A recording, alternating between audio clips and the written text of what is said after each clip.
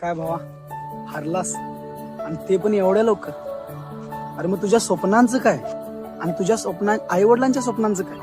त्यांची स्वप्न कोण पूर्ण करणार? तू 4 लोकांसाठी आज माघार घेण्याचा प्रयत्न करतोयस, तर भावा एक गोष्ट खरी सांगतो तुला, ती 4 लोक तुझं घर सांभाळायला नाही येणार किंवा तुझ्या आई वडिलांना सांभाळायला नाही येणार. उद्या समाजात मान वर करून आपल्या आई वडिलांना चालावं यासाठी भावा प्रयत्न कर, सक्सेसफुल बनण्याचा प्रयत्न कर.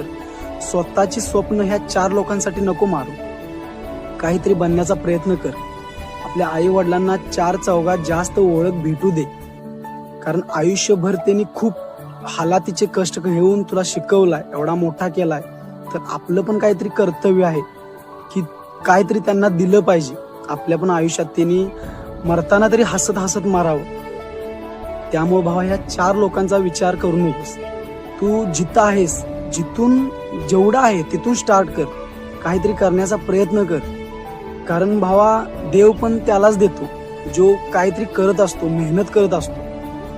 त्यामुळे भावा माझं तरी एवढं म्हणणं आहे की आई वडिलांना नाराज नको करू. जेव्हा आपण दुसऱ्यांच्या आई वडिलांना बघतो तेव्हा आपल्या डोळ्यात पाणी येतं, त्यांच्याही डोळ्यात पाणी येतं, आपल्या आई वडिलांच्याही डोळ्यात पाणी येतं. कारण का की त्यांची मुले आज कुठे आहेत आणि माझा मुलगा आज कुठं आहे किंवा मी कुठल्या परिस्थितीत आहे हे त्यांना खूप ह्या गोष्टीचं वाईट वाटतं. त्यामुळे भावा टाइम वेस्ट नको करू. जिथून आहेस तिथून सुरुवात कर. ह्या 4 लोकांचं काहीच टेन्शन घेऊ नको.